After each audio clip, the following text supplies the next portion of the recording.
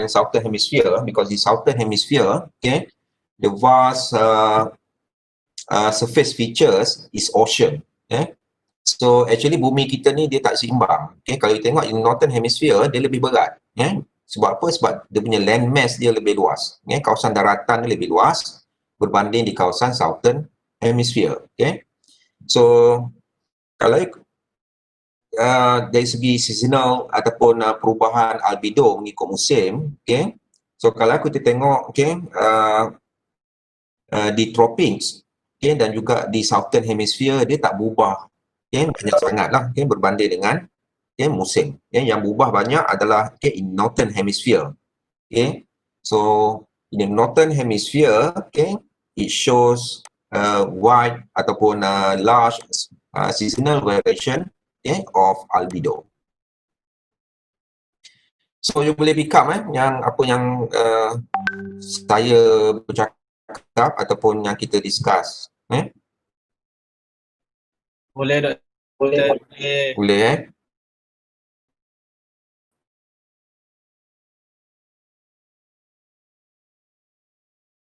sebab you record. Okay, so you kena apa yang kita discuss dia akan keluar dalam exam. Task 2 dia adalah shockwave radiation reflected from the earth surface. Okay, so sama untuk albedo, you back balik kat sini kejap. Sharing screen one. Okay, you back balik pergi pada clear sky, and then kat sini dia ada shockwave radiation. Okay, dia dalam apa nama klimatologi punya data, and then view, okay, color with cos, so you set dia daripada 0 sehingga 400, and then you redraw. Okay, sama juga you boleh buat animation lah. Okay, so untuk buat animation you, okay, ambil Januari, okay, dash December, and then redraw. Okay, so you nampak dia punya perubahan untuk setiap musim. Okay. So, yeah, so you can create shockwave radiation ataupun shockwave map for July. Okay. Dan kalau, okay, saya boleh share di sini.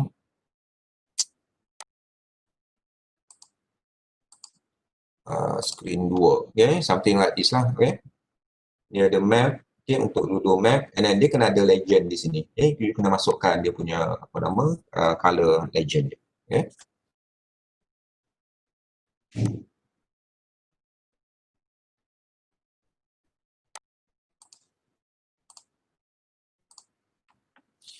Okay, nombor soalan B.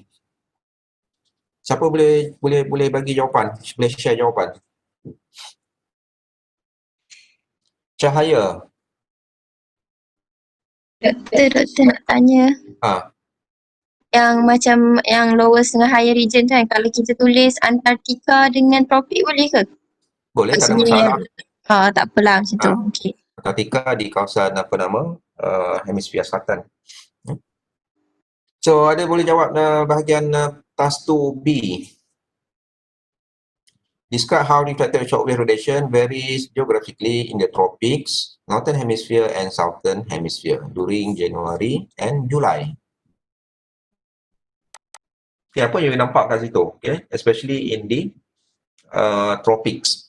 Okay, so kalau you refer balik kepada you punya map tu, January and July, and you make comparison, okay, of the amount of shockwave radiation, so we can see that in tropics, okay, so there is a slightly increase of shockwave radiation from January to July. Okay, dia tak berubah banyak sangat, dia cuma meningkat sedikit sahaja. Okay, daripada Januari kepada Julai. So kalau you nak masukkan dia punya value pun, you boleh masukkan value. Okay, kalau you tengok in January, okay, so it range between 50 to 100 watts per meter square. Okay, but in July, okay, it's between 50 to 140 watts per meter square. Okay. So in the northern hemisphere, it's very clear, okay, that shortwave radiation increase, okay, significantly, okay, between in July, okay. So very high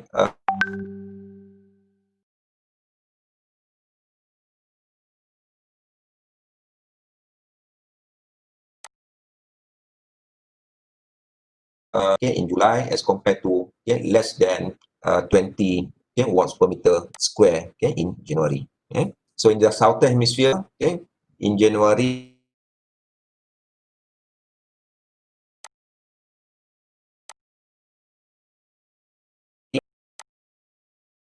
watts per meter square in July. So I can see which region has the highest reflected shortwave radiation. Ni paling senang. Saya ingat Fatin Fatini dia Fatin Aini, mungkin boleh jawab.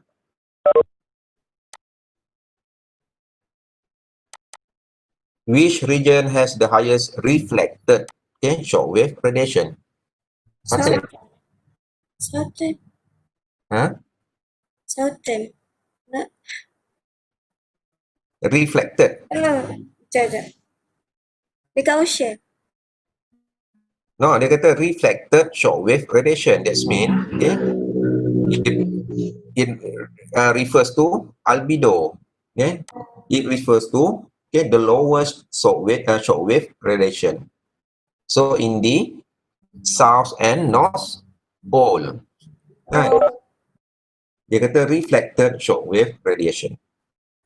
And bahagian D, compare shortwave and albedo maps for January and July.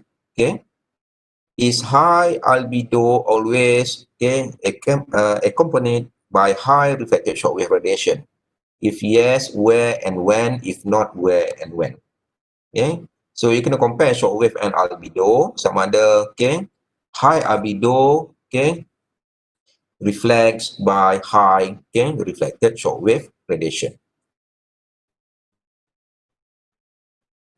Siapa boleh jawab?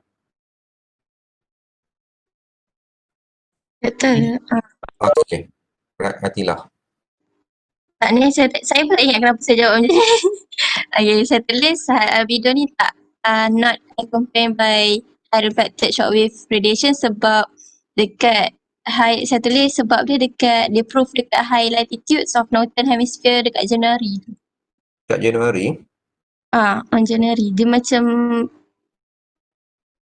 saya tak ingat lah kenapa saya tulis macam tu. Okay, saya tanya Ika, I-I-K-A Atira. Ika Atira.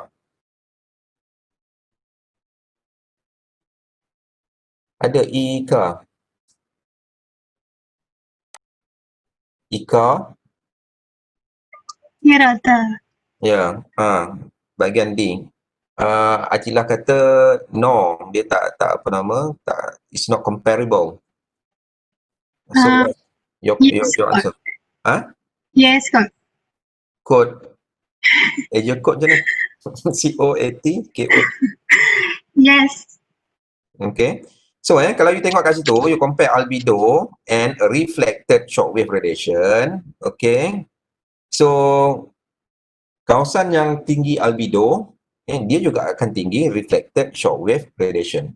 So kalau you tengok shortwave radiation is very low, in the northern hemisphere, during January, and in the southern hemisphere during July. Bermaksud bahawa albedo, dia associate with high reflected shortwave radiation. Yes, in the north pole during January and south pole during July. So ada apa soalan tak yang you tak faham ke apa ke?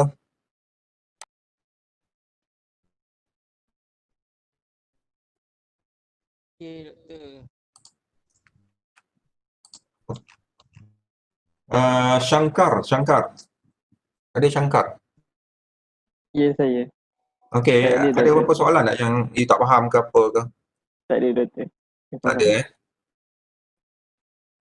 Sebab saya tak nampak muka you. Saya tak nampak you punya respon macam mana. You tak nak tunjuk muka. You happy ke, you tidur ke, you faham ke, tak faham ke. So, saya tak boleh tahu. Okay, task 3. Okay, task 3. Okay, so dia minta you kita view long wave radiation. Okay, sama juga kat sini, you pergi pada clear sky and then long wave radiation. Okay, so you ambil view, okay, colors with cos. So the data range between 100 and 350. Okay, 350. Okay, sama juga di sini untuk long wave radiation. Kalau you tengok dia punya animation, okay, until December, okay, Januari, December. Okay, so you nampak kat situ long wave radiation, okay, long wave radiation, okay, dia tak berubah banyak, especially in the tropics. Okay, so yang dia banyak berubah, okay, especially in the northern and southern hemisphere at the higher latitude, especially in the tropic equator. Okay, so the long wave radiation does not change much, okay, from month to month. Dia perubahan yang banyak, especially, okay, in the higher latitude. Okay, northern hemisphere and southern hemisphere. Okay, so you can create, okay, map untuk Januari, March, July and September. Okay, and then jawab, okay, sama juga. Saya minta you describe how long wave radiation varies geographically in the tropics, okay, northern and southern hemisphere. Okay, so in the tropics, okay, we can see that long wave radiation, okay, increases slightly from January, okay, to July. Okay, so in January, okay, on average is about 270 watts per meter square. Okay, and in July, okay, is about 280 watts per meter square. Okay, dia cuma slightly increase saja, okay, especially in the tropics. So because we receive, okay, more solar radiation. Okay, so the amount of emitted long wave radiation does not change, okay, much from season to season or from month to month. Okay,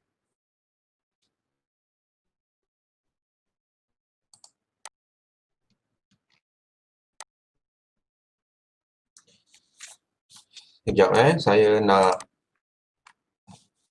print screen. Saya nak ambil you punya attendance. Print. Ada cara ke saya nak copy tu, nak nama-nama kat sini ni? Siapa pakar IT?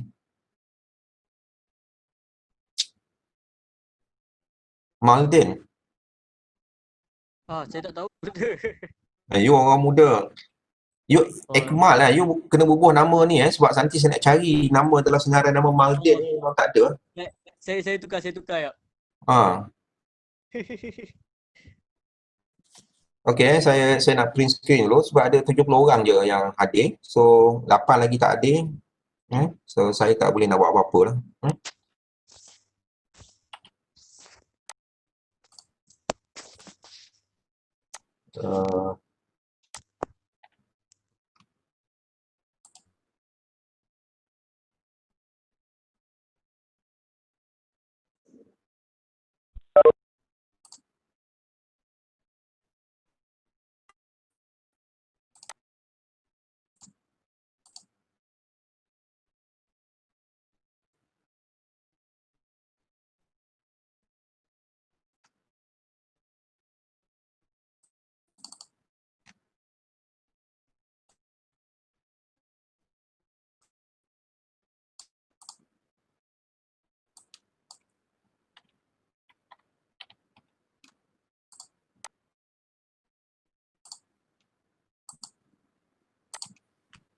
Okay, Juliana Farhana.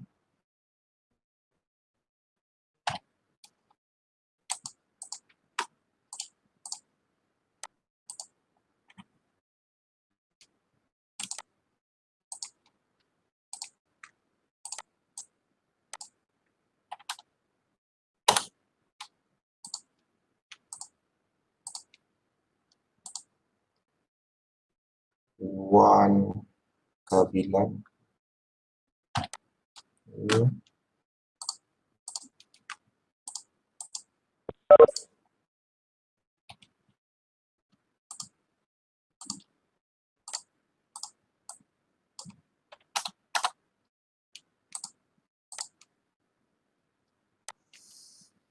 Okay. So kat mana kita tadi? Okay, bahagian B So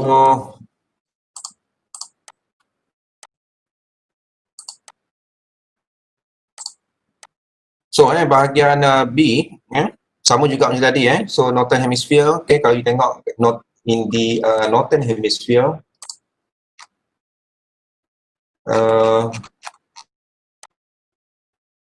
okay, July shows higher long wave radiation than in January. In Southern Hemisphere, January has a higher long wave radiation than in July. So dia punya variation tu kalau kita tengok dia lebih tinggi ataupun lebih besar, especially in the Northern and Southern Hemisphere. Dekat tropics ni dia tak berubah banyak sangat lah. So kalau you tengok kat situ, soalan C, why is long wave radiation always high in the tropics? Hugh Gini. Ya, doktor. Okay, bagian C, task 3C. Why is long wave radiation always high in tropics?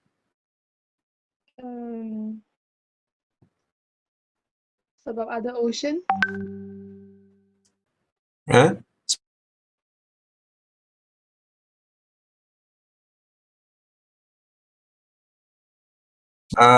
Short wave radiation, kita tengok kepada albedo. Okay, siapa boleh bantu Hugh?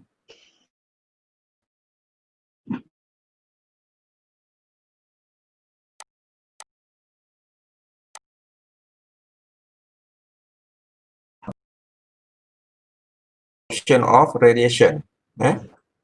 So kalau you tengok kepada albedo, so the tropic, so although they receive less shortwave radiation annually, but they have less albedo.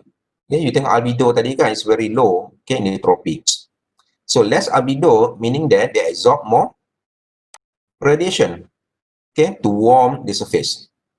The warmer surfaces will emit more long wave radiation. That's why in the tropics, it emits more long wave radiation because more radiation is absorbed in the tropics. That's why long wave radiation is high, is high in the tropics. Because that area has less albedo. That means it can absorb more solar radiation to warm the surface. And then bahagian D, based on the format that you have created, briefly describe the seasonal variation of long wave radiation. Sama juga macam soalan sebelumnya. The seasonal variation.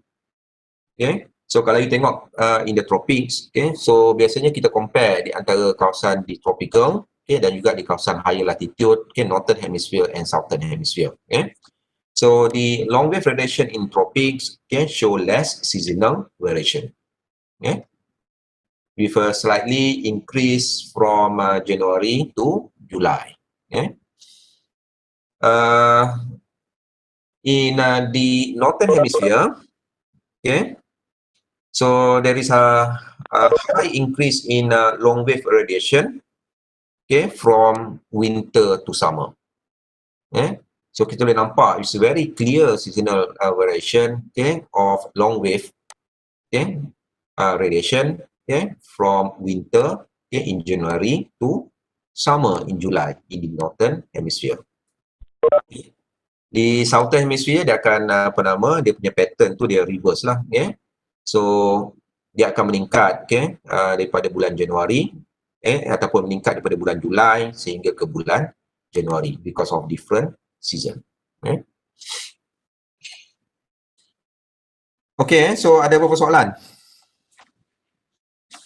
Sebelum kita pergi kepada last punya apa nama, task, okay? Ataupun subtopik. Doktor. Ya.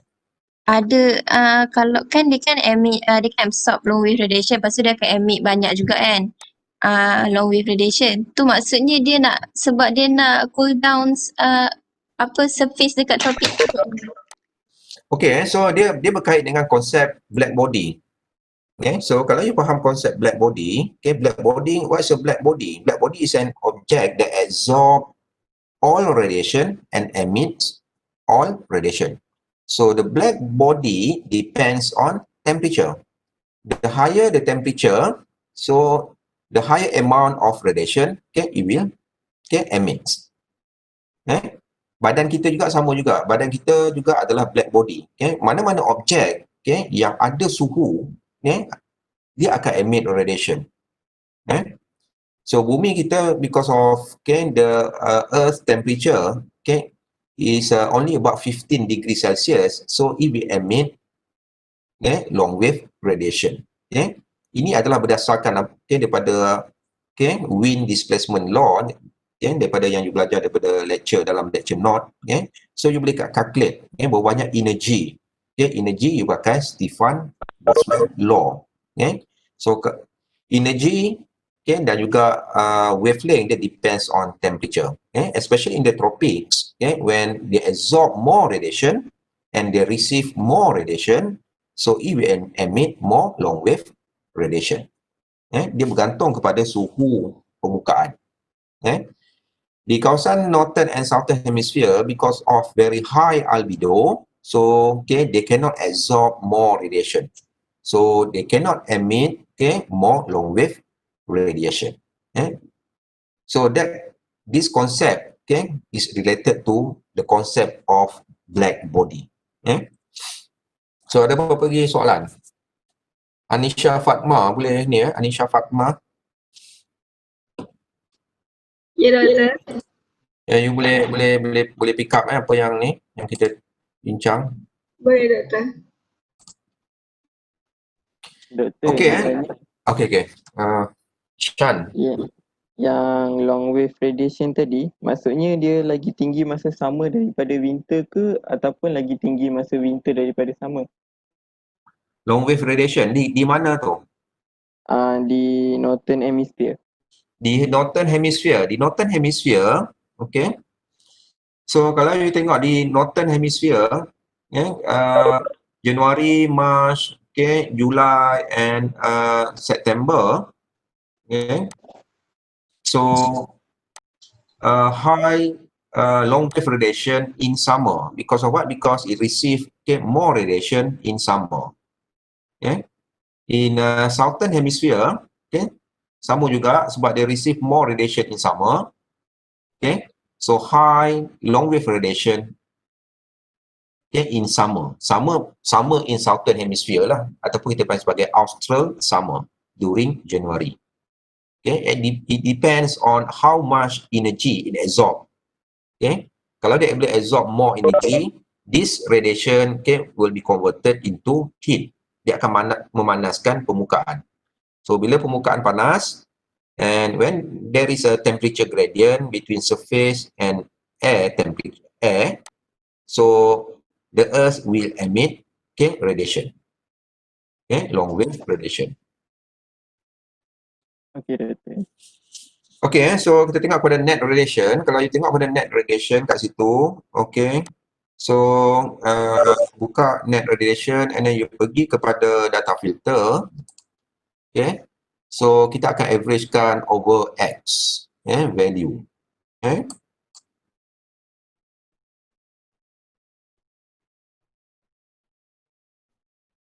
And then you view, pergi kepada color bars. Okay, so you nampak kat sini, okay. So sama juga you boleh buat animation Januari to December, okay. So you boleh nampak perubahan net. Oh, you tak boleh buat ni tak boleh buat apa nama animation untuk apa nama color bar macam ni, okay.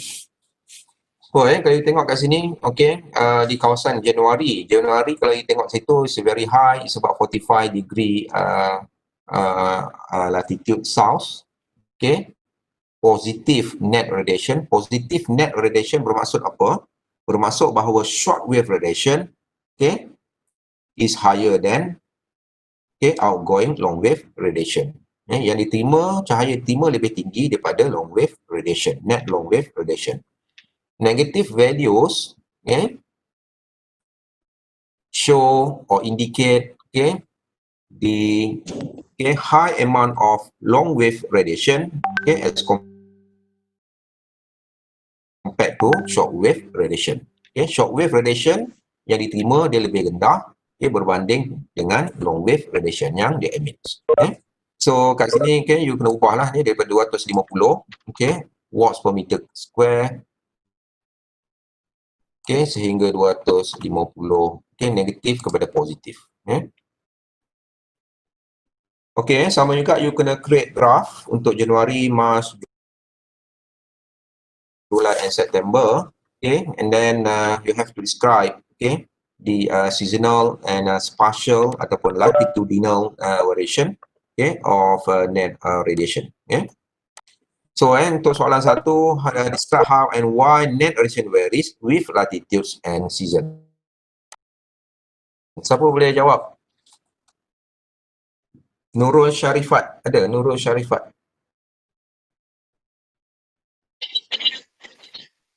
Nurul?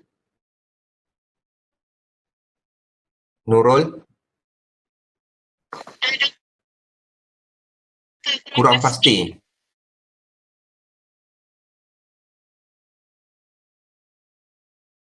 Lah pun tak apa Ada siapa nak jawab? Faris Syahmi.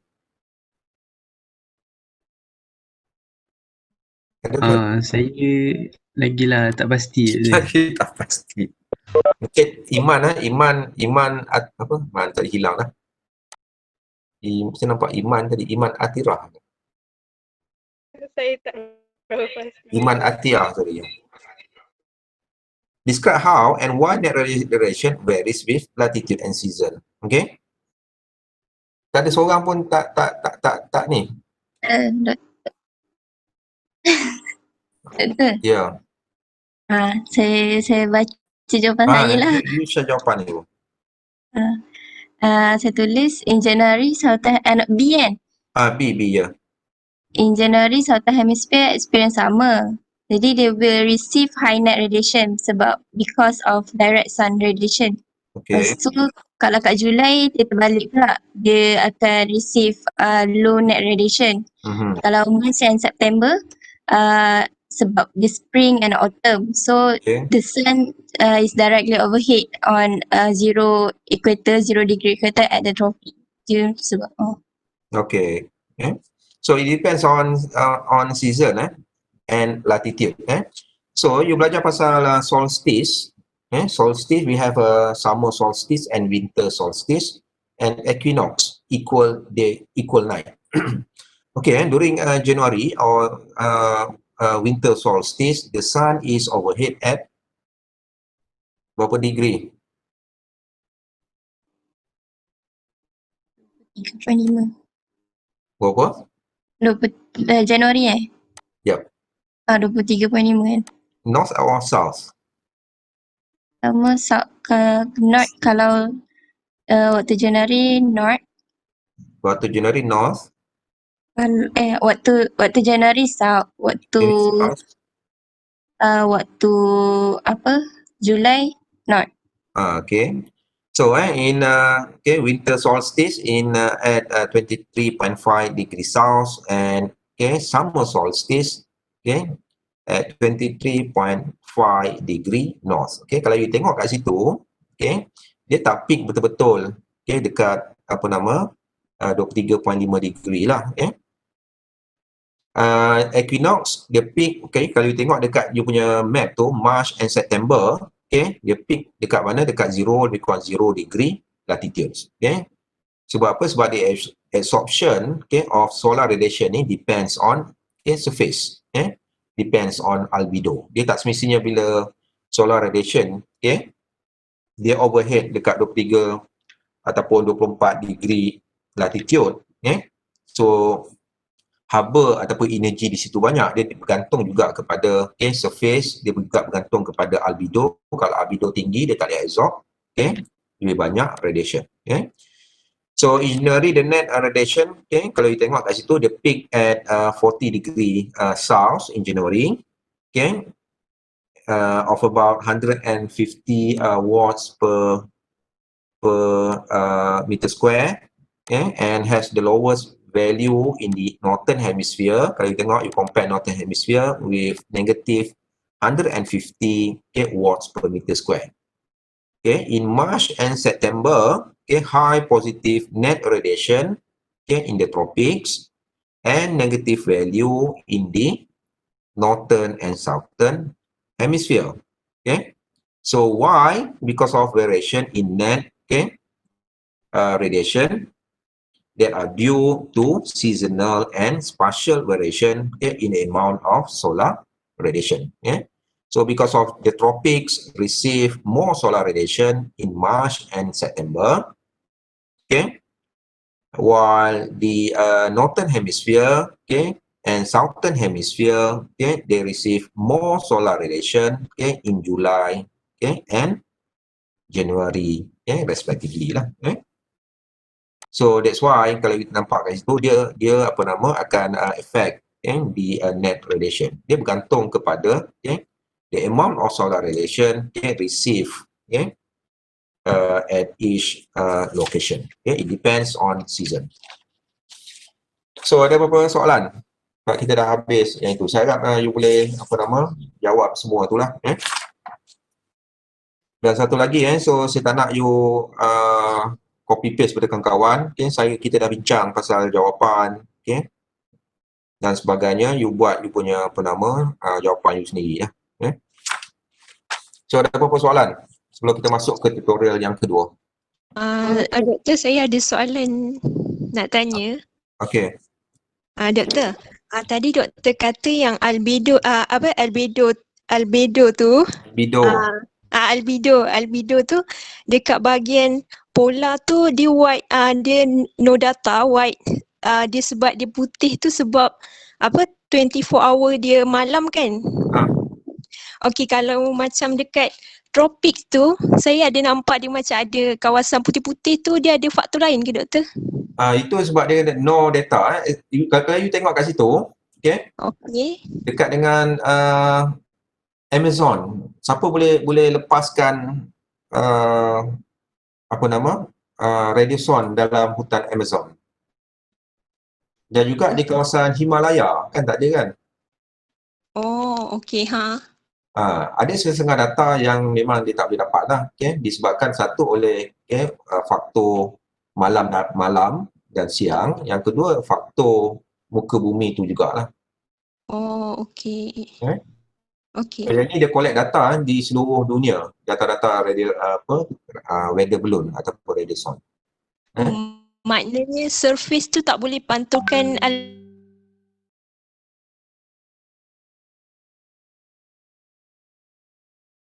albedo tu ya, Data doktor. tu sendiri tak ada. Oh, okey. So bila dia buat interpolation ni, dia ada dia punya kriteria lah. Interpolation ni, kalau katakan you ambil data katakan di Shah Alam, so you tak boleh gunakan data tu untuk interpolate apa nama estimation di Thailand ke di Filipina. You kena ada dia punya apa nama, dia punya distance.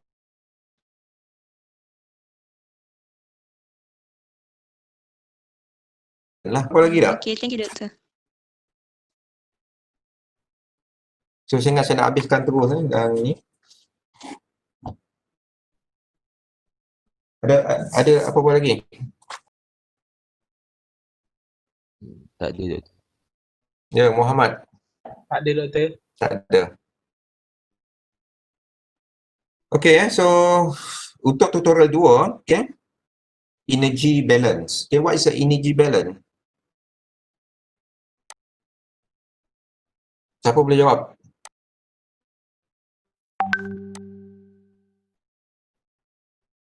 Huda ada Huda.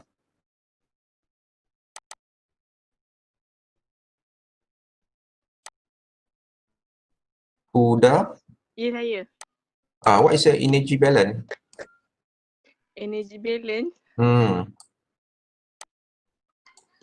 Tak pasti doktor. Dekat you punya tu ada kan? Kat you punya apa nama? Dekat lab 2 Lab 2. Sekarang kita masuk lab 2.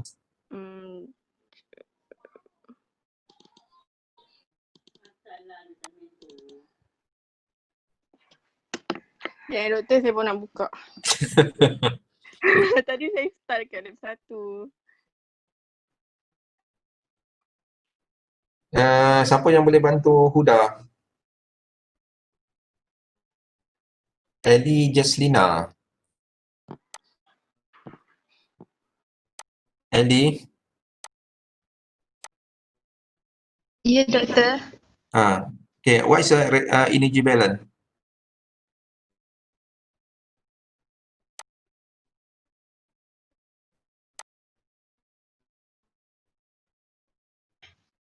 Tak pasti tapi mungkin pada saya mungkin energi yang transfer dengan yang dia sama maksudnya. Tak tahu nak cakap macam mana. Okay. So energy balance Huda so dengar energy balance is a balance between the absorb solar radiation, the energy absorbed by solar the energy the absorbed solar radiation and the non-radiative transfer of heat on the earth's surface. That means the balance by the energy from the absorbed solar radiation and how this energy is used to do work on the earth system. Bila kita kata sebagai work, bermaksud bahawa bagaimana haba ni digunakan balik untuk menghasilkan cuaca ataupun iklim. So it's a balance of energy from the absorbed solar radiation. So absorbed solar radiation tadi you daripada net radiation, dan apabila dia tukar dalam bentuk heat ataupun haba so haba ini adalah bagaimana haba ini digunakan untuk nak lakukan kerja ataupun proses di permukaan bumi. So bila kita sebut sebagai kerja ataupun work that use this energy it involve the non-radiative transfer of heat. Macam mana haba ni dipindahkan daripada satu proses ke proses yang lain tanpa melibatkan apa yang kita panggil sebagai non-radiative transfer, yang tak melibatkan pancaran, yang tak melibatkan radiasi. Itu yang kita panggil sebagai energy balance. The balance between energy from the absorbed solar radiation and non-radiative transfer of heat on the earth's surface. So kalau kita tengok kat situ, Q net ataupun energy balance is a balance between short wave radiation, long wave radiation, and sensible heat flux, latent heat flux, and ground heat flux. That means the balance between net short wave radiation and non-radiative transfer that involve three components. One is a sensible heat flux, two is a latent heat flux, and three is ground heat flux. When we talk about sensible heat flux, so it indicates the transfer of heat because of temperature different. Daripada kawasan sejuk ke kawasan yang panas, so molekul udara yang lebih panas dia akan bergerak ke kawasan yang lebih sejuk. Latent heat flux is heat that is used to change the water phase through the process of condensation and evaporation. Dia ada lagi 4 lagi proses, freezing, melting, sublimation, satu lagi adalah deposition.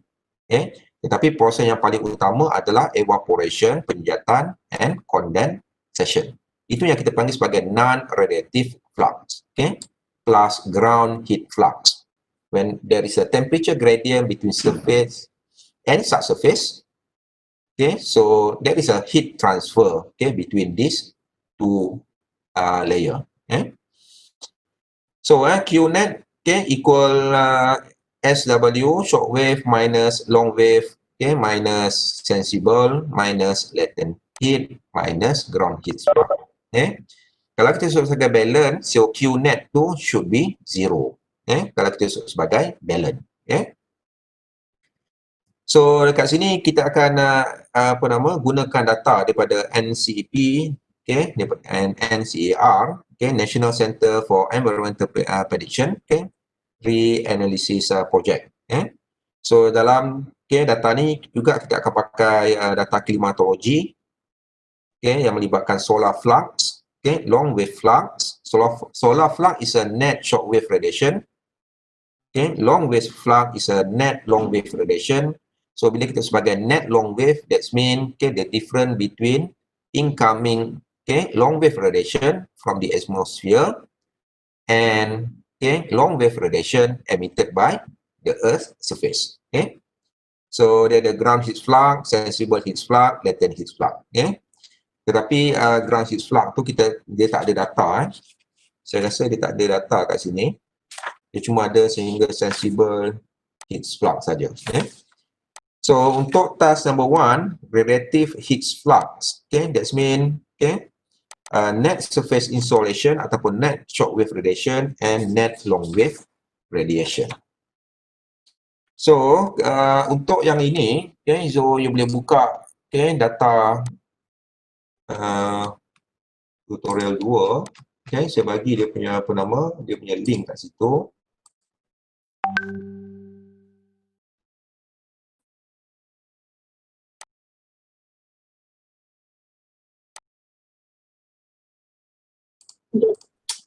Doktor, screen doktor macam Stop. stuck. Dia tak berubah. Boleh nampak ni? Boleh. Nampak dah. Boleh. Dia bukan start, saya tak ubah lagi. Okay, so next solar radiation, okay, kat situ, okay, ini semua you boleh buat, you boleh follow dia punya instruction dia. Ada yang dapat error tak?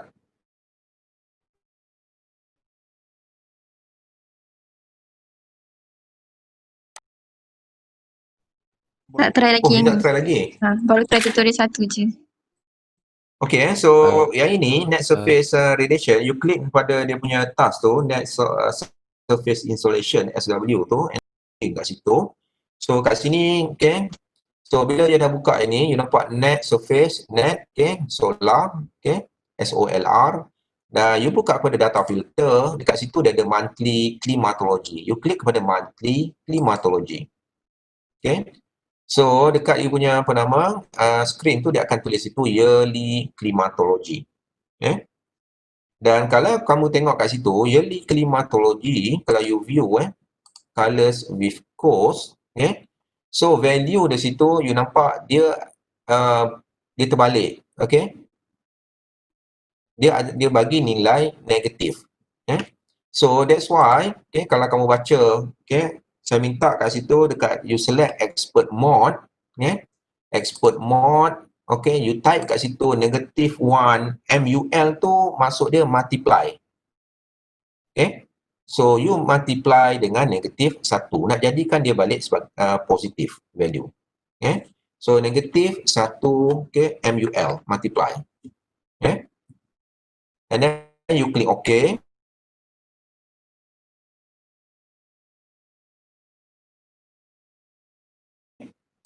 Okay, so kalau tengok kat sini dia tak viscose, okay. So you nampak kat sini dia dah berubah. Okay, dan tadi dia negatif value dan sekarang dia tukar kepada positif.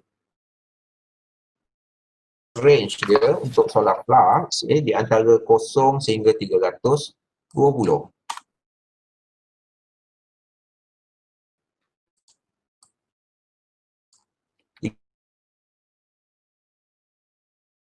Juga macam tutorial 1, you create dia punya net shortwave radiation map for January and July. Okay. dan you view ataupun masukkan dalam you punya ni lah, you punya report lah.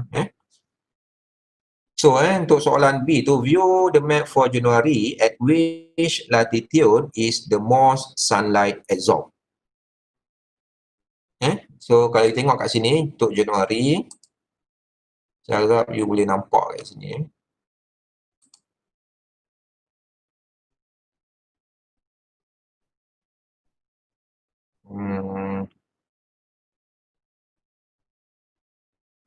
Sekejap, dia boleh view secara keseluruhan.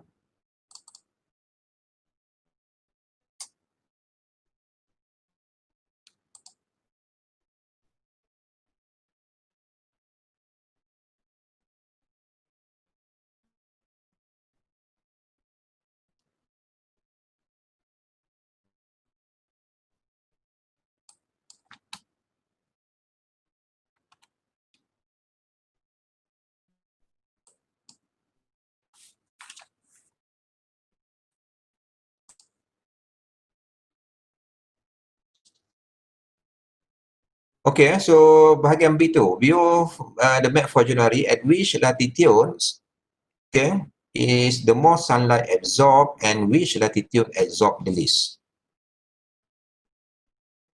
Okay, daripada apa nama solar radiation. Okay. So siapa boleh jawab ini? Soalan B.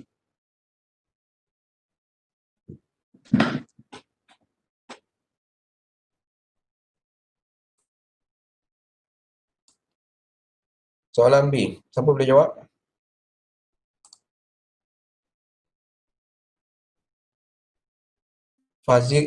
Fazira Natasha.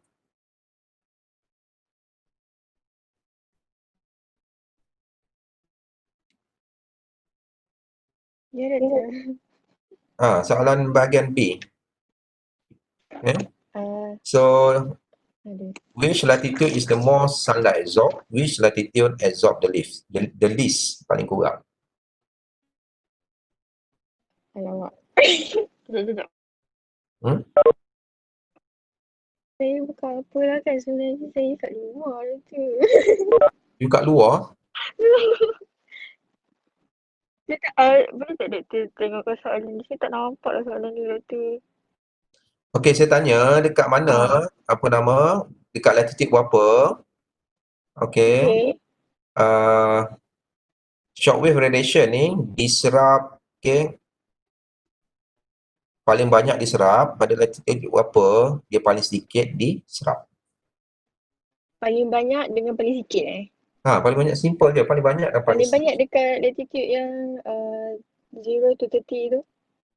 0 to 30 south. Okay, south, okay, 0 to 30 south, Januari.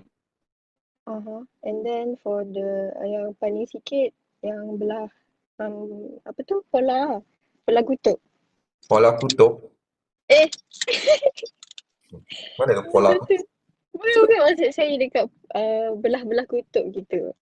Kutub dia ada dua, satu north or south. Belah north. Belah north, So the sunlight is most absorbed at 20 to 30 degree south, okay, and the least, okay, in the, okay, northern hemisphere, okay, at 60 degree north, okay. So how is surface absorb sunlight in July different from January? Okay, so pada bulan Julai, kalau kamu tengok kat situ, Julai, okay, dia terbalik, So, okay, the most absorb sunlight, okay, is at 20 to 30 degree north and the least at 60 degree south, okay. And then D, why does surface absorb sunlight vary by latitude, okay, over the ocean? Okay, kenapa, okay, radiasi yang diserap, okay, dia berbeza, okay, dengan latitude, okay, di kawasan lautan.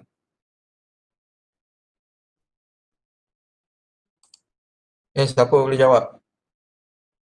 Kumuta. Ya, doktor. Muta asal you selalu duduk dalam apa nama, dalam Webex pun you duduk sebelah Kivita. Oh my god. Ni sebelah you Kivita Chandra. Sebab I jawab apa doktor tapi I tak pasti. Tak apa, no problem. Dia tanya kan why does surface absorb sunlight vary by latitude over the ocean? Sebab ocean absorbs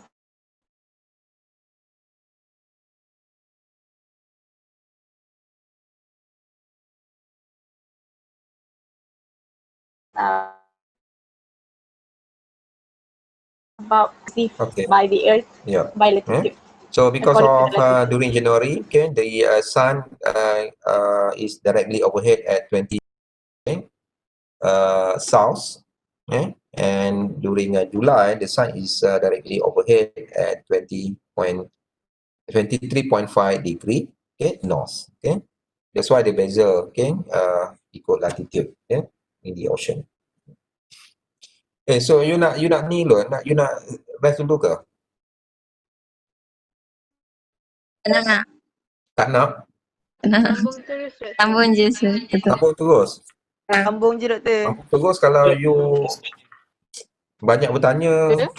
Ini saya bercakap seorang-seorang, saya rasa sakit tekak.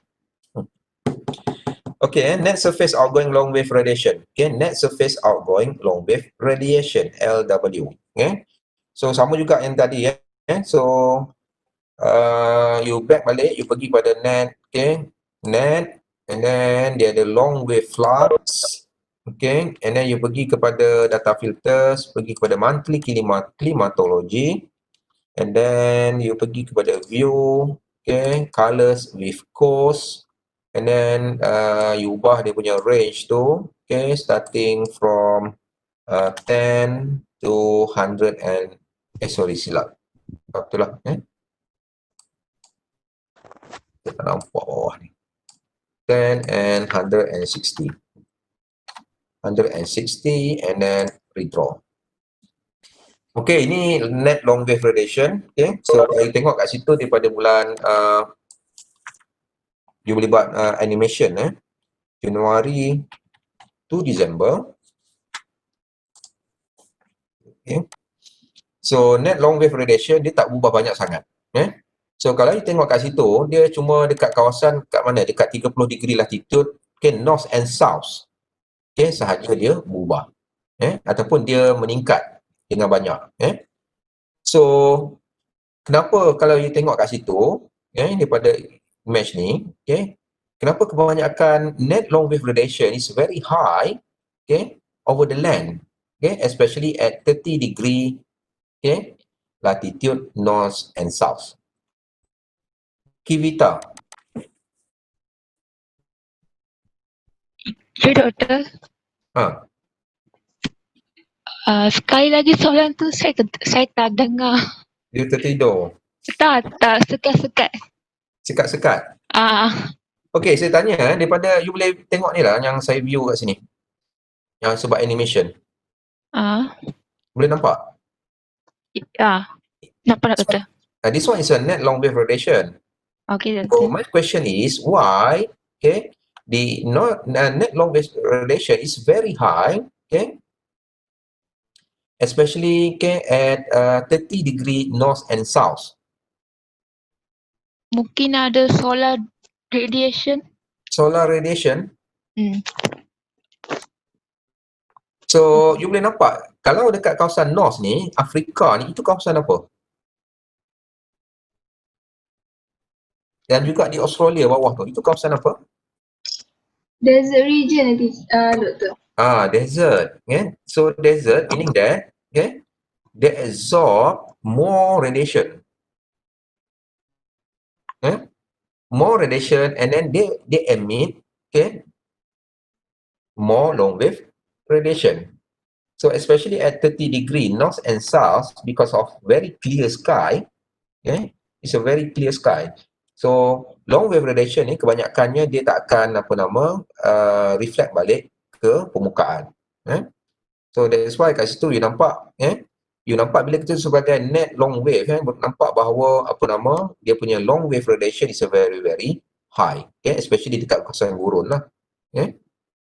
Dan long wave radiation, net long wave radiation, okay, does not change much, okay, in other areas lah. You tengok dekat kawasan tropics, okay, at mid latitudes, okay? Cuma dekat kawasan southern hemisphere, Antarctic, okay, so net long wave radiation, okay, dia nampak lebih tinggi lah, okay, di situ.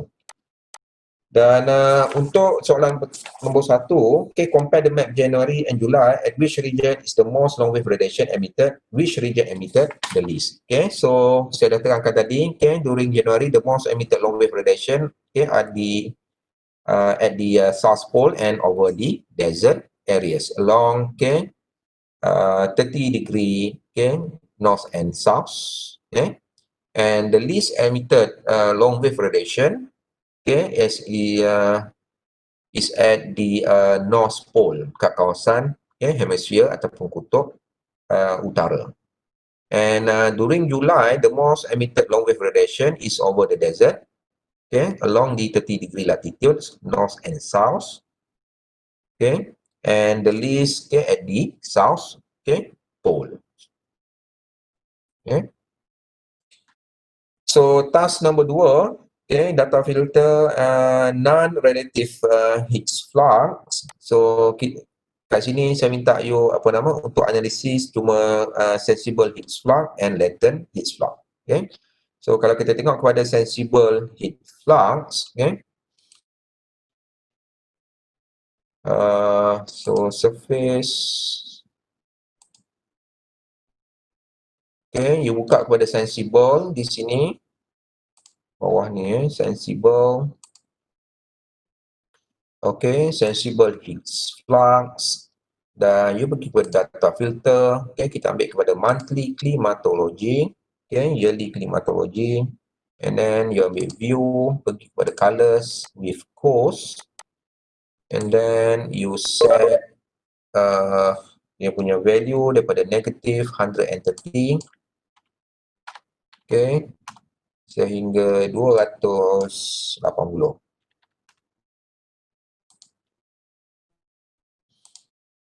Okay, saya minta you create a map untuk January and July, okay, and then answer the following question lah, yeah. So untuk B, yeah, so ini adalah untuk sensible heat flux, yeah. Untuk B, kalau you tengok kat situ January, okay, so high sensible heat flux, especially, okay, in the desert area, okay, in the southern hemisphere, and also over the ocean, okay. Kalau you nampak kat sini dekat kawasan Jepun ni, and then di perairan perairan pantai barat, okay, US, okay.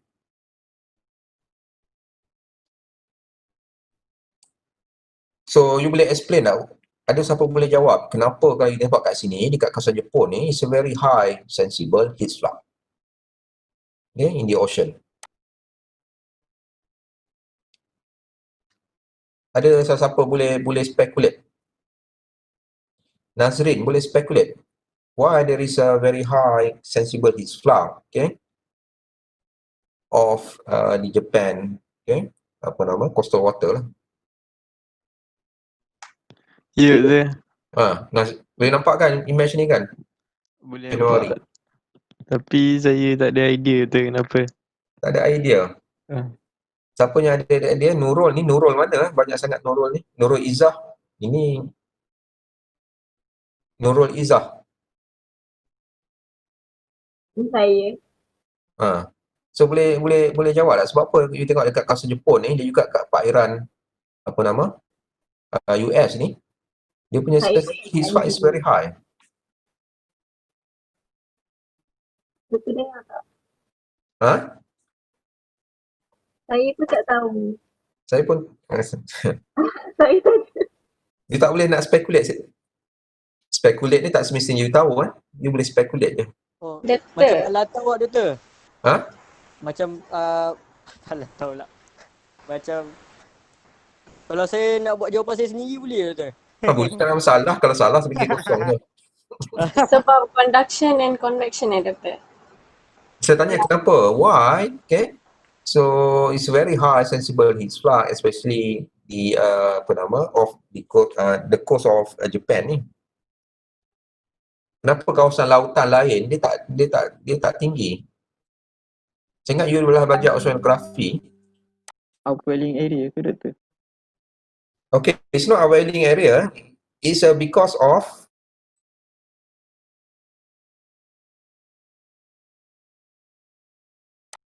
Kuroshio currents that brings very warm water. Kan, you baca kan? Jaya. Di sini kita ada Gulf Stream that brings warm water, okay, to the higher. Okay? So air di sini lebih panas. Okay? So you belajar Kuroshio, you belajar Oyashio. Oyashio dia bawa apa? Cold current. Okay? Kuroshio, okay, warm current. Okay? So bila air yang lebih panas tu, dia bergerak ke kawasan yang lebih sejuk, okay?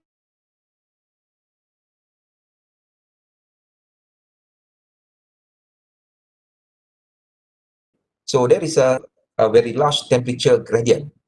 Temperature gradient between surface, okay, and air. Okay? Ini adalah kawasan Januari. Kalau kita tengok kat sini, Januari, dia kawasan di sini dia lebih sejuk. Udara dia lebih disebabkan oleh pengaliran air panas daripada arus, okay? Kuroshio dan juga Gulf Stream, okay? So proses, okay, pemindahan haba, okay, sensible heat, okay, daripada permukaan ke udara, okay, berlaku dengan lebih besar. Okay? That's why kalau you tengok situ, sensible heat is very high, okay, in these areas. Okay, because of what? Because, okay, the surface water, okay, is warmer, okay, is warmer than the air. Okay, you kena ingat the concept of sensible heat. Sensible heat, okay, kalau positif bermaksud bahawa, okay, udara dipindahkan, okay, daripada permukaan ke, okay, daripada permukaan ke udara. Okay? Sensible heat. Okay? That's why you nampak dia lebih tinggi lah. Okay? Sebab situ dia ada Gulf Stream. Okay? Begitu juga dia ada current dekat kawasan Greenland kat situ. Yang air dia lebih panas. Air ni datang daripada Gulf Stream. Okay?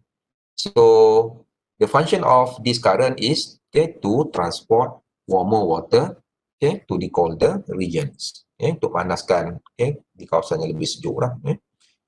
Dan begitu juga kalau kita tengok untuk Julai, okay.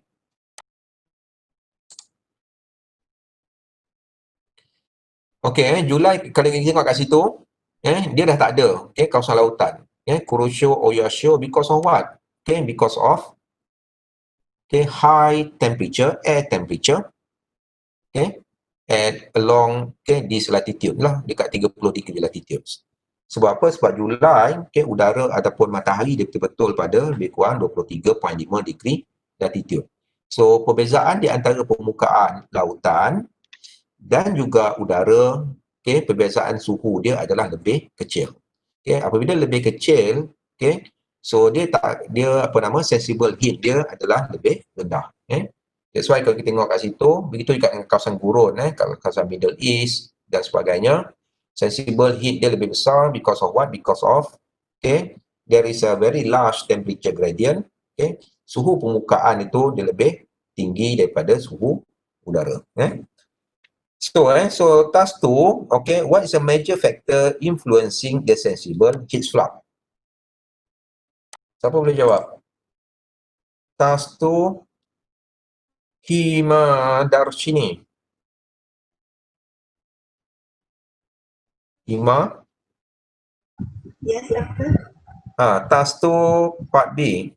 What's the major factor influencing the sensible heat flux?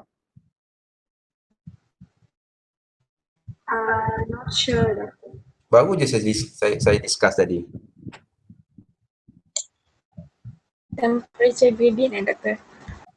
Yeah, temperature gradient, okay, between land ataupun between surface and air. Okay, so when there is a very large temperature gradient, so it will produce large sensible heat flux.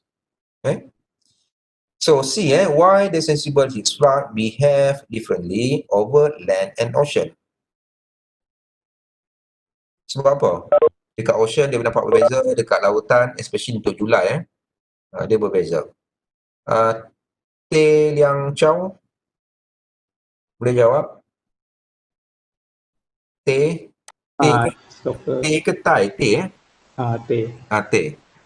So bahagian C. Sebab saya rasa yang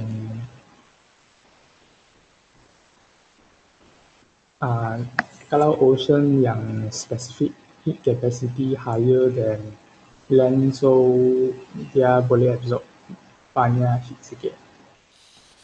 Okay, so betul because of different in specific heats between land and ocean. So large temperature gradient is over the land and low temperature gradient over the ocean. Sebab kalau kat ocean you nak tingkatkan suhu air tu, dia memerlukan lebih banyak energy. So there is a very low difference or less difference of temperature between ocean and air. So D, does the spatial pattern of sensible heat flux identical to long wave radiation? Explain why they have a similar pattern. Sebab apa sensible heat flux? Dia tanya adakah pattern ataupun corak sensible heat flux sama seperti long wave radiation. Dan you can explain why they have a similar pattern. Fikah, Syafiqah Sabri.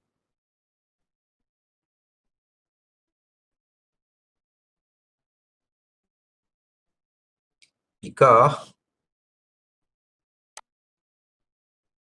tak ada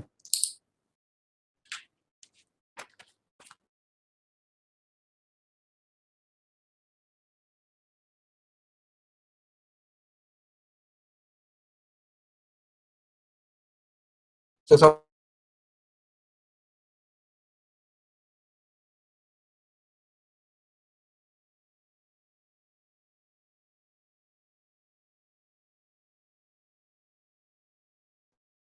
tak ada. Ni siapa Mas Rina. Muslina. Mas Rina. Mas Rina. Okay, so bahagian D tu, does the spatial pattern of sensible heat flux identical to long wave radiation? Explain why they have a similar pattern. Cik Doktor.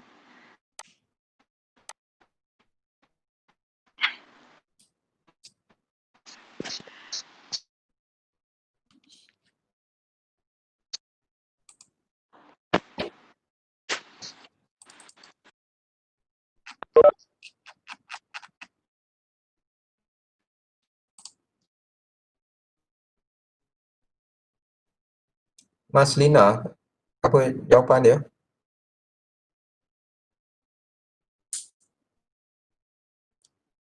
Mas Lina.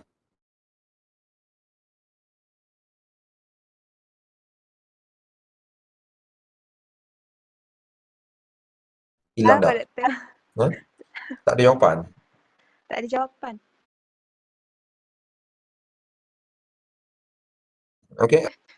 Okay, back.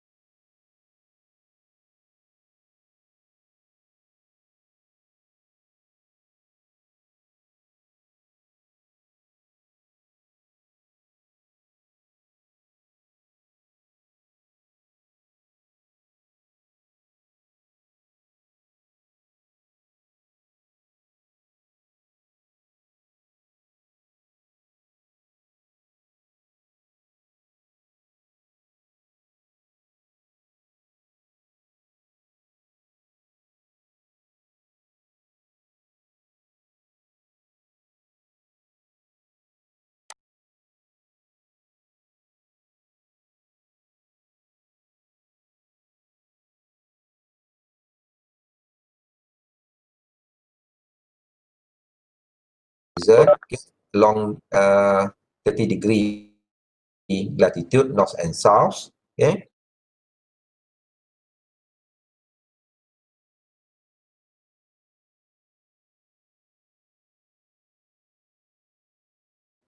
So air. So sensible heat flux dia reflect kepada the pattern of long wave radiation. Okay. So bahagian B kita tengok kepada latent heat flux.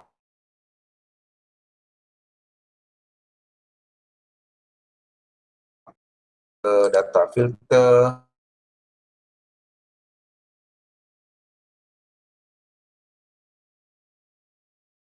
wave course, okay, heat flux, okay.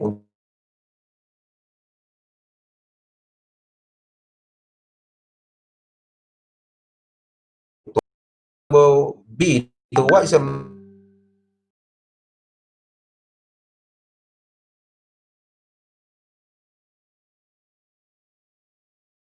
major factor influence?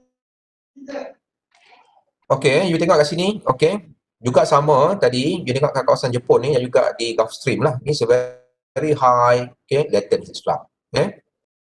Dan di kawasan apa nama land, okay, in the northern hemisphere, okay, they have okay low latent heat flux, okay. So latent heat flux kat sini you tengok dia adalah lebih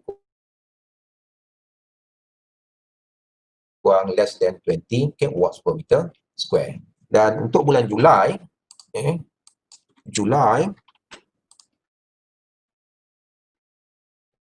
so you nampak dekat kawasan Jepun ni dia dah tak ada, okay, Julai, okay. So it's high, okay, in the tropic lah.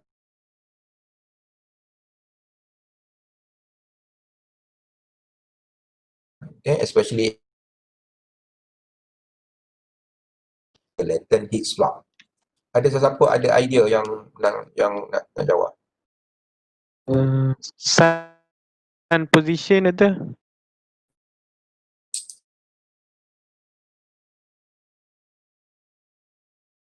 Puan, Maldin, Ocean current. ocean factor yang mempengaruhi latent heat flux.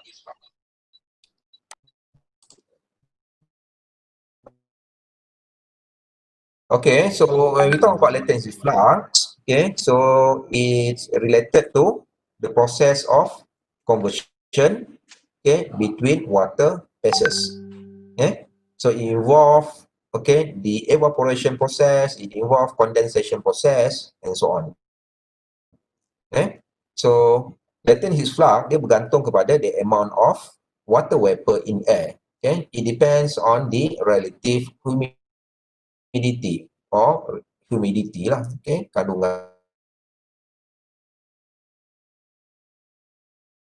udara dia lebih rendah, so the process of evaporation, okay, is much air dalam udara lebih tinggi, okay, so the rate of evaporation, okay, will be low. Kalau dia less humid, okay, so evaporation dia akan lebih tinggi, okay, bermaksud bahawa dia akan tunjukkan positif, okay, latent heat flux. Condensation bermaksud negatif latent heat flux. Okay.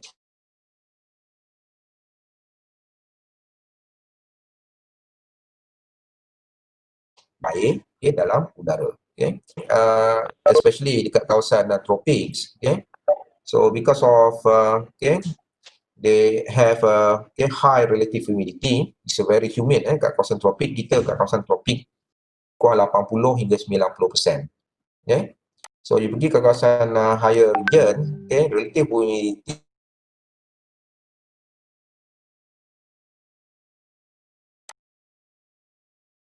okay, dia adalah lebih rendah. Okay. So C itu describe ini ada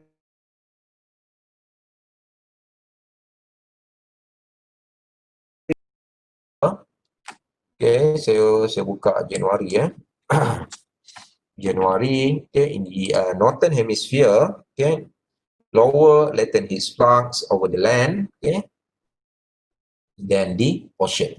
Okay. So di bulan Januari kita tengok kat sini, okay, dekat kawasan darat dia punya latent heat flux is okay, is very low, okay, as compared to the ocean. and high latent heat flux over both land and ocean in tropics. In July, kalau kita tengok kepada bulan Julai, in northern hemisphere, higher latent heat over the land. Nampak kat sini, ini adalah benua Russia, US over the land. Dan di ocean, dekat ocean, dia adalah lebih rendah. And high latent heat flux, over both the land and ocean in the tropics. And D itu compare the magnitude of latent heat flux in the tropics during January and July, which is larger, and why. So kalau kita tengok kat situ, the magnitude of latent heat flux is higher, dia lebih tinggi, higher in July, than in January, So because of warmer air during July, warmer air during July decrease the humidity. Sebenarnya saya kata tadi, latent heat flux, dia bergantung kepada the amount of water vapor, it depends on the humidity. So humidity depends on temperature. So kalau suhu lebih tinggi, suhu lebih tinggi bermaksud bahawa dia punya kemampuan untuk pegang wap air dia lebih tinggi. So kalau kandungan wap air dan udara dia tidak berubah, tapi you tingkatkan suhu, dia akan menurunkan humidity. Ini yang you akan belajar petang ni kelas. Dia akan menurunkan relative humidity. You tingkatkan suhu bermaksud bahawa dia punya volume dia lebih tinggi, kemampuan untuk pegang wap air itu lebih tinggi. Kalau you tak tambah wap air dalam udara, dan you tingkatkan suhu, bermaksud bahawa you rendahkan dia punya relative humidity. Sebab relative humidity dia bergantung kepada the actual water vapor, divide ataupun the ratio between the actual water vapor and the ability of air to hold water vapor. You tingkatkan suhu, kemampuan dia pegang lebih wap air lebih tinggi. Jika wap air kita dia tak berubah, so dia relative humidity dia akan menurun. That's why kita tengok kat situ latent heat flux dia lebih tinggi pada bulan Julai. So task 3, ada dah cuba task 3 net heat flux. Saya tak dengar, ada dah cuba ke? Ada kot doktor, ada. Nak saya tunjuk ke ataupun you boleh faham ni, you copy paste je apa yang saya tulis tu.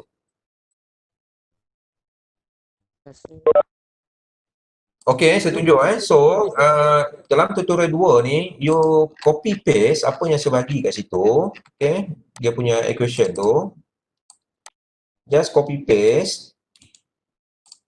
And then dalam view ni, you masukkan, tak kisahlah dia sama ada you duduk dekat latent heat flux dan sebagainya, you terus masuk export mode kat sini. And then you buang yang lama tu, and then you paste je. And then paste. Ini sebagai contoh yang ni. So kat sini sebab kita QNet tu ataupun energy balance, so the difference between surface heat flux, latent long wave heat flux ataupun long wave radiation, surface heat flux, sensible heat flux and ground heat flux. So kalau you tengok kat situ, dia kita minus ni kalau dalam dia punya command kat sini dia adalah sub.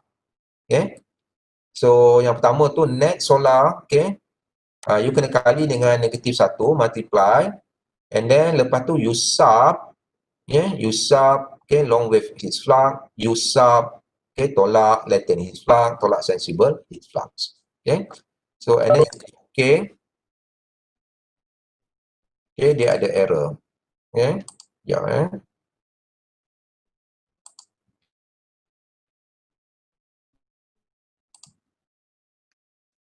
Klimatologi. Okay. So, saya copy tak habis Dia ada replace none kat situ.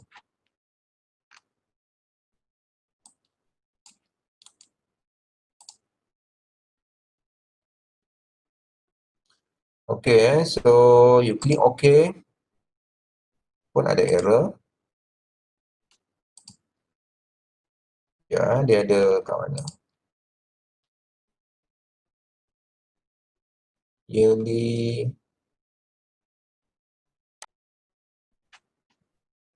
Ya, saya buka balik yang dalam tu.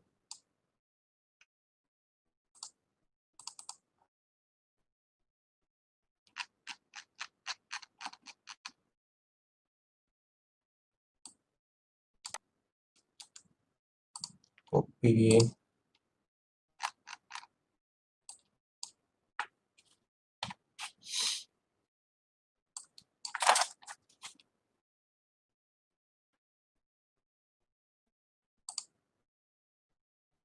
Okay, so dia dah okay. And then you ambil view, okay. Colors with course.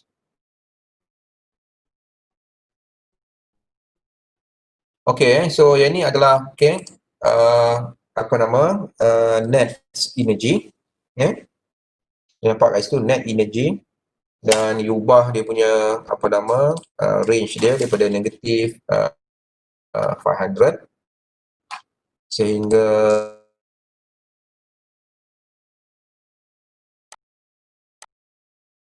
positif 250.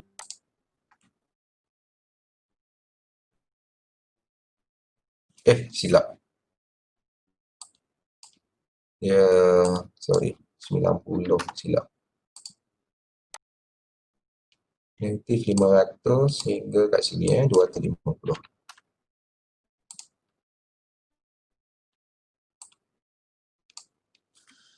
Okey. Dan kamu diminta untuk create QNet untuk Januari dan Julai. Okey. Dan jawab soalan-soalan yang saya bagilah. Compare the magnitude of QNet in the tropics during January and July, which is larger and why? So ada siapa boleh jawab? Haslina.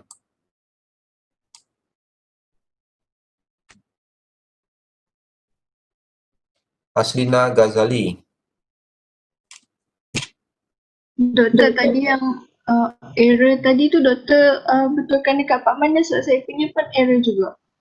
Dia pun error juga sebab Saya saya copy doktor punya tu pun error. tak jadi juga. Ya, dia sebenarnya saya ambil, saya check balik yang saya apa nama, ini saya ambil daripada Word. Yang saya bagi tu saya dah convert ke PDF. So saya ingat sama je, cuma saya kena check balik sama ada dia tak ada beza pun. Klimatologi, zero, replace none, sub. Okay. Ada sesiapa yang dapat error lagi tak? Dia sama je sebenarnya. Cuma bila you convert ke PDF, dia punya apa nama, dokumen tu. Doktor, Ya. kalau saya buat error juga, tapi dia ada salah dekat yearly climatology tu. Yearly klimatologi.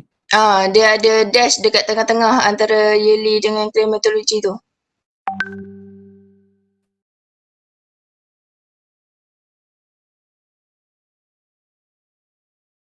Tapi bila saya copy and paste tu, dash tu tak ada. Dash kat ujung tu. Okay. So, siapa tadi? Pika yang kata ada error. Okay. So, you dengar yang tu, Wan cakap ni, Wan apa?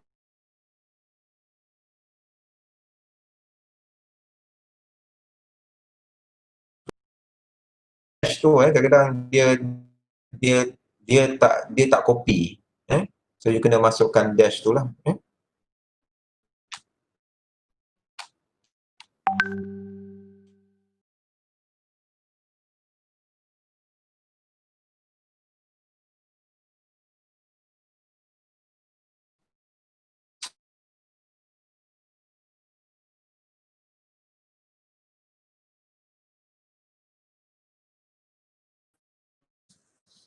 Januari, okay. So kalau you tengok sehingga Disember,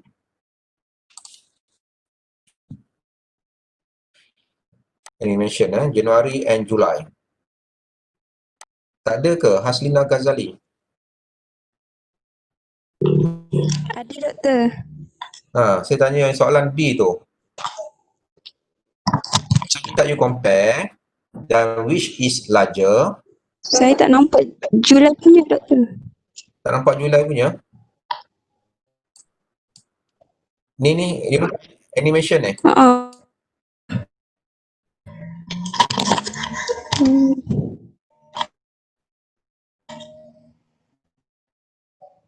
Nampak animation tu? Hello. Ya.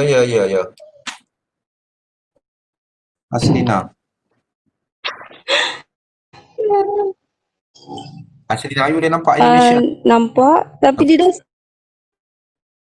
Dia apa?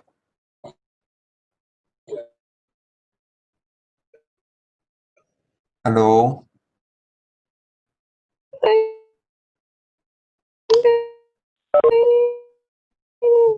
You nangis ke?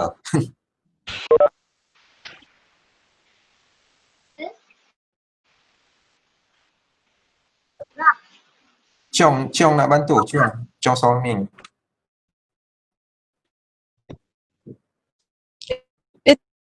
Ciong, suara you putus-putus. Okay, so kalau you tengok compare QNet during January and July, so kita tengok January the tropics have a higher amount of long wave radiation, okay, sensible, okay, and latent heat flux, okay.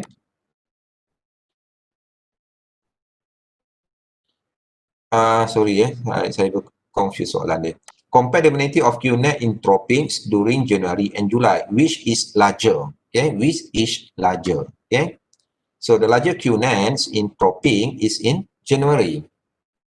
Okay, and why? Because the tropic have higher amount of long wave radiation, sensible and latent heat flux. Okay, during July. Okay, leading to smaller amount of QNet. So sebab pada bulan Julai, especially in tropic, they have a high long wave radiation, high sensible heat, and high latent heat flux. So bila sensible heat flux, latent heat flux, long wave radiation tinggi, so sensible heat flux dia lebih rendah.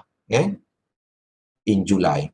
That's why in January, in the tropics, it has high amount of QNet. And C, where does the ocean gain heat from atmosphere? Where does the ocean gain heat from atmosphere? Which flux component is the most responsible? Di mana dia apa nama ocean, dia gain heat. In the ocean daripada atmosphere. So ada siapa nak tolong ni? Sorry. Tolong jawab.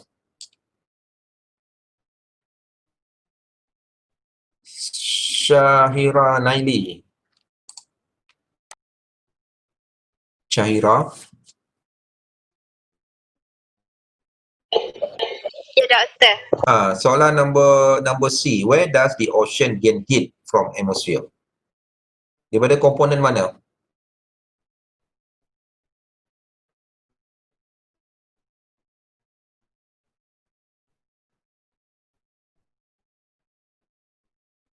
Syahira. Ya doktor. Soalan C tu saya tanya, where does the ocean gain heat from atmosphere?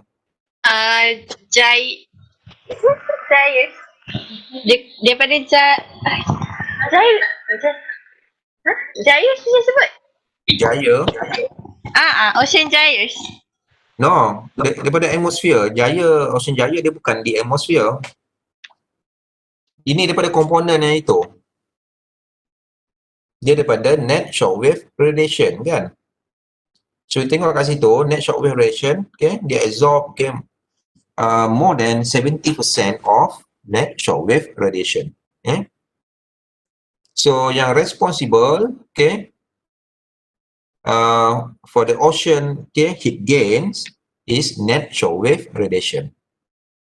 Okay. So ocean gain heat, okay, especially from the component of net shockwave radiation. And which flux component D is the most responsible for the loss of heat energy in ocean? Okay, kalau you tengok kat situ di latent heat flux, okay, so high latent heat flux, okay, in the ocean, okay, so kebanyakan energy ataupun tenaga daripada ocean dia kebanyakan hilang daripada latent heat flux to the process of evaporation, okay, dan juga proses condensation. Okay. Condensation bermaksud bahawa dia gain heat lah, tapi kalau proses evaporation dia akan lost heat. Okay. So evaporation is a cooling process, okay, for the surface. Okay. So okay, the flux component, okay, that responsible the most, okay, for the loss of heat in ocean is latent heat flux. And E, how does the ocean balance the inequalities of heat inputs? Syahira sekali lagi.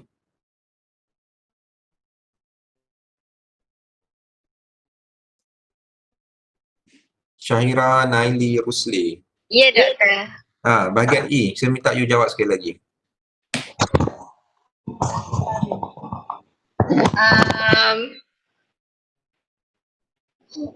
Kalau ocean current, Doktor?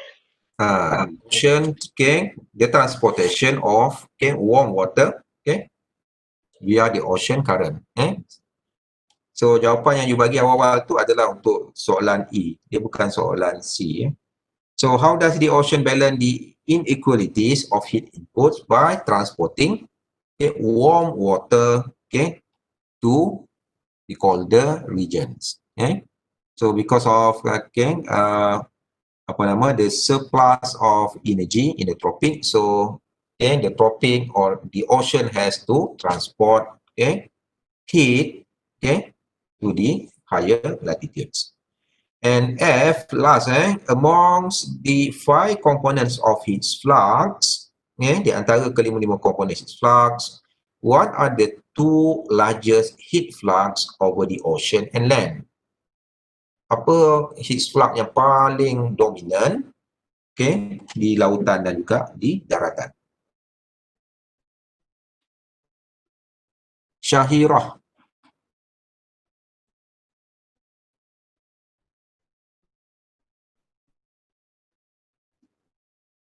Syahirah. Tak ada. Saya ke? Syahirah kan? Betul. Tapi tak ada H belakang. Tapi ni ada SHAHIRAH. Ada 3 Syahira, Doktor. Oh, ada 3 Syahirah. Itu Syahira Naili. Ni Syahirah. Tak tahu Syahirah apa?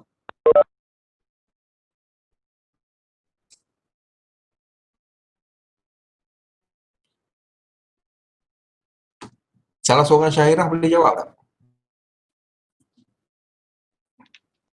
Last. Boleh. Saya tak tahu Syahirah mana. Ni Syahirah. Siti Nazirah? Ada Siti? Ada. Boleh jawab soalan 25 tu.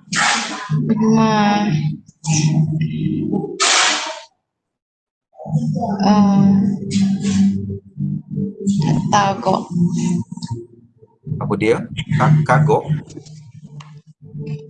Tak tahu, Doktor. Ni you kat mana ni? Kat rumah lah. Macam boleh. Ada orang buat kerja kat luar. Okey. Tinggal kat hilang ke apa ke boleh hilang. Siapa boleh jawab? Siti Aisyah boleh jawab?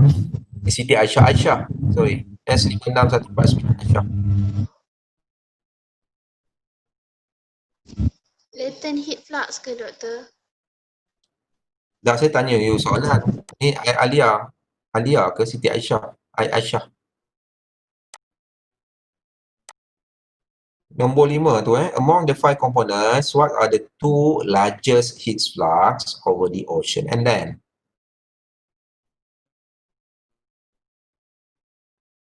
Tak ada, Aisyah tak ada.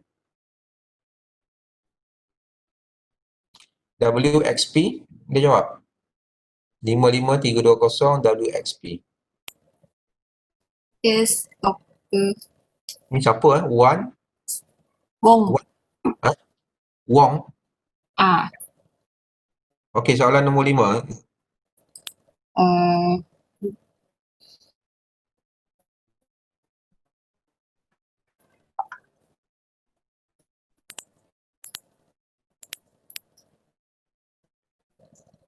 Apa two largest heat flux?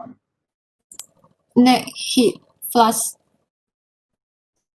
Nah, kita bincang ada 5 komponen, satu short wave, long wave, okay, and then relative non-relative heat flux, okay, sensible heat flux, latent heat flux, and ground heat flux, okay. Among these 5 components, okay, what are the two most important heat flux?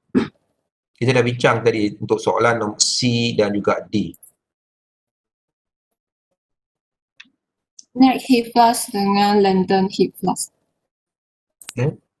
Now, dia ada short wave radiation heat and latent heat flux. Okay. That's the most, okay, the two largest component, okay, that influence, okay, the ocean and land. Then short wave, okay, radiation and latent heat flux. Okay, latent heat flux, that means, okay, the conversion of water phase, dan short wave heat flux, okay, daripada solar radiation. Itu adalah komponen yang paling penting lah, yang control, okay, the energy balance, okay, on the earth surface. So ada apa-apa soalan tak?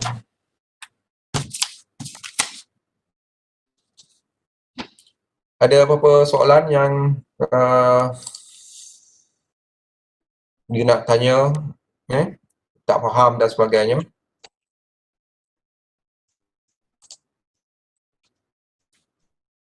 Tak ada doktor. Tak ada, semua boleh.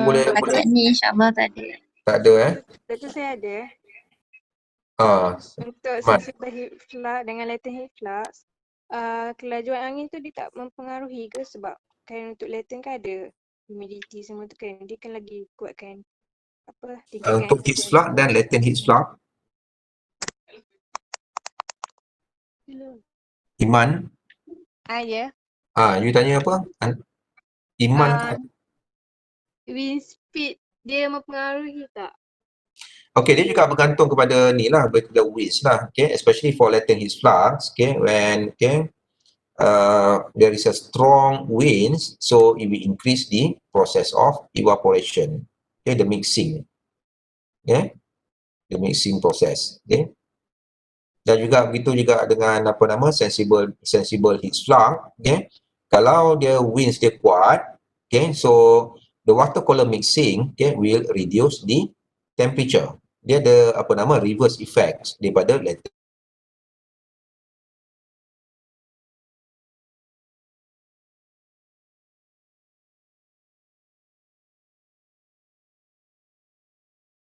Kalau itu lebih kuat, okay, bermaksud bahawa proses evaporation, penyuyatan berlaku dengan lebih cepat. Okay. Sama juga konsep kamu bila kamu lepas mandi duduk depan kipas, you akan rasa lebih sejuk. Okay. Sebab apa? Sebab proses penyujatan tu apa yang kita panggil sebagai cooling process. Okay. Cooling process, it will take heat from the surface. Okay. Tetapi bagi sensible heat flux, kalau di lautan, kalau angin mempengaruhi dengan menurunkan sensible heat flux. When there is a strong winds, so it will mix the water column. So there is a mixing of water column. So the mixing of water column will reduce the temperature. So kalau temperature ke permukaan dikurangkan, bermaksud bahawa temperature gradient dia juga akan berkurang. So haba dia tak boleh pindahkan secara efektif daripada permukaan ke udara. So ada berapa lagi soalan? Kalau El Nino macam mana Doktor? El Nino? Sebab yang tadi ke semua dalam keadaan normal Doktor kan? Ya. Kalau contoh dalam keadaan El Nino atau La Nina? El Nino is a warm phase of ENSO. Bermaksud bahawa permukaan dia akan menerima lebih banyak haba. So dia akan lebih banyak menerima energy, heat. So dia juga akan emit more radiation. So especially dekat kawasan tropics, so kita akan terima high long wave radiation lah. Dia akan ada impact lah. Impact kepada energy, balance. Tetapi bila kita terima lebih banyak haba, especially during warm phase of ENSO, El Nino, bermaksud bahawa di surplus energy, haba yang panas ni dia terpaksa dipindahkan dengan lebih intensif ke kawasan higher latitudes. That's why bila berlakunya El Nino ataupun cuaca lebih panas, berlakunya taufan ataupun siklon yang lebih kerap, especially in the tropics. Berlakunya siklon tu bermaksud bahawa apa? Bermaksud bahawa udara, especially dekat kawasan lautan tu suhu dia lebih tinggi.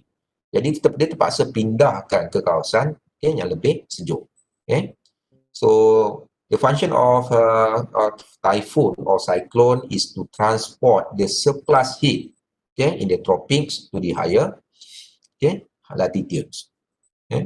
So apabila berlakunya pemanasan, sekarang ni ada global warming dan sebagainya, bermaksud bahawa proses ataupun di cyclone event tu dia berlaku dengan lebih kerap lah. Lebih kerap dan juga lebih kuat. Yang baru-baru ni macam nak baca dalam berita di Filipina. Dia akan ada impact lah. Impact bukan saja impact dari segi pemanasan, impact juga dari segi apa yang kita panggil sebagai climate events. Typhoon, thunderstorm, current, dia akan bergerak dengan lebih cepat ke kawasan yang lebih sejuk. Ada lagi? So, kalau tak ada apa-apa, kamu kena hantar secara online sebelum ataupun pada 14 hari bulan November, dan make sure you punya file name tu you masukkan nombor matrik kamu lah. Saya tak nak kadang-kadang file name you tu tutorial 1, tutorial 2 dan sebagainya. Kadang saya susah nak check siapa yang hantar, siapa yang tak hantar. Dan juga bila saya upload secara keseluruhan, kalau nama yang sama dia akan override dia punya dia punya file.